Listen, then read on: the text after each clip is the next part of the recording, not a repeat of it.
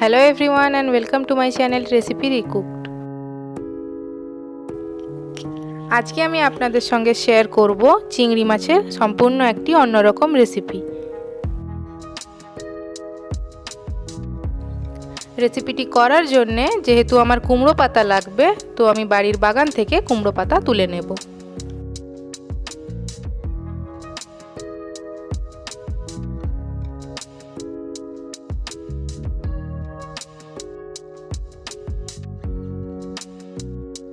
দেখতেই পাচ্ছেন আমি নরম 8-10টা কুমড়ো পাতা তুলে নিয়েছি।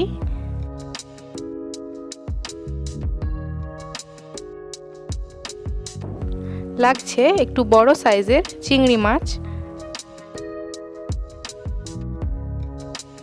চিংড়ি মাছগুলো আমি হাফ করে কেটে নিয়েছি।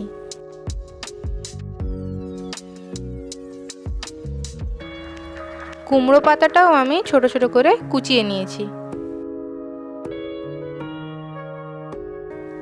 লাগছে পেঁয়াজ কুচি ও কাঁচা লঙ্কা। এবারে আমি ছোট্ট একটি অ্যালুমিনিয়ামের হাঁড়ির মধ্যে কেটে রাখা চিংড়ি মাছগুলো দিয়ে দিচ্ছি। তারপর দিয়ে দিচ্ছি কুচনো কুমড়ো পাতা।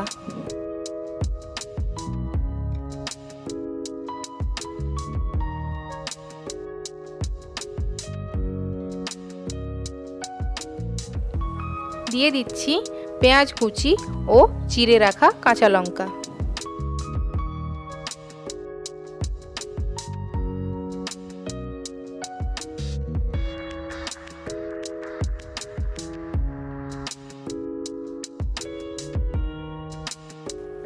দিচ্ছি 1 চামচ হলুদ গুঁড়ো,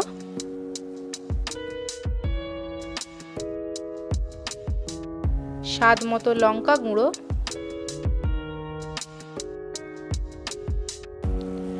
1 চামচ জিরে গুঁড়ো,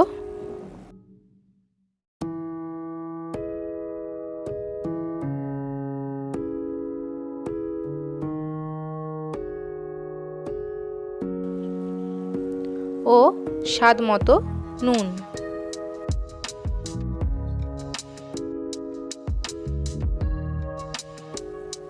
দিয়ে দিচ্ছি অল্প একটু পরিমাণে সর্ষে বাটা।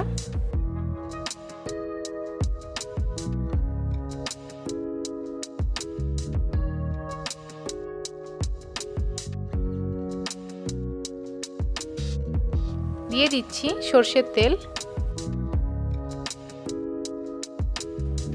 দিয়ে সবকিছু আমি ভালো করে হাত দিয়ে মাখিয়ে নেব।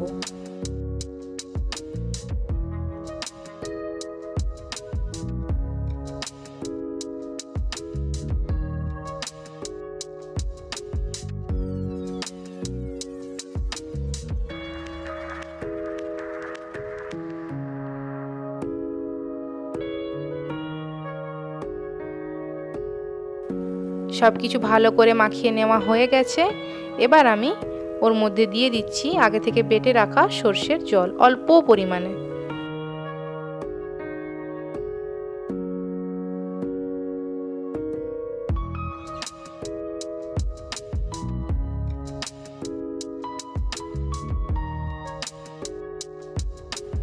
এবার আমি গ্যাসের ফ্লেমটা একদম লো করে 15 থেকে 20 মিনিটের জন্য তরকারিটা হতে দেব।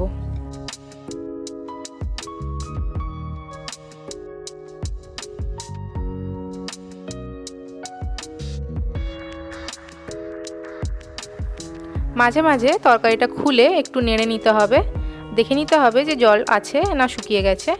তরকারিটা কিন্তু একদম শুকনো শুকনো হবে।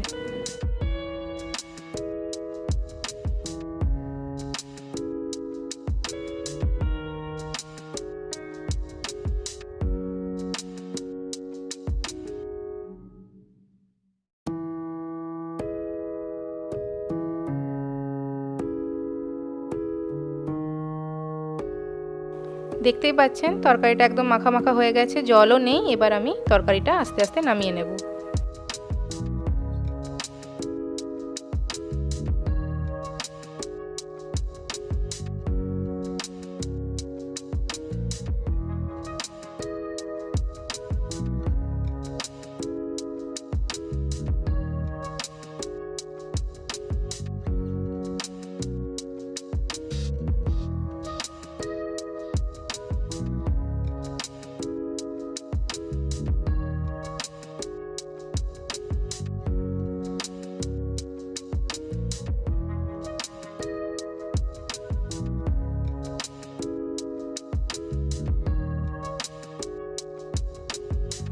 আপনারা চাইলে বাড়িতে রেসিপিটি অবশ্যই ট্রাই করতে পারেন। গরম ভাতের সাথে এটা খেতে খুব সুন্দর লাগবে।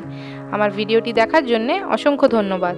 ভিডিওটি যদি ভালো লেগে থাকে তাহলে লাইক, শেয়ার ও কমেন্ট করবেন আর আমার চ্যানেলটিকে অবশ্যই সাবস্ক্রাইব করবেন।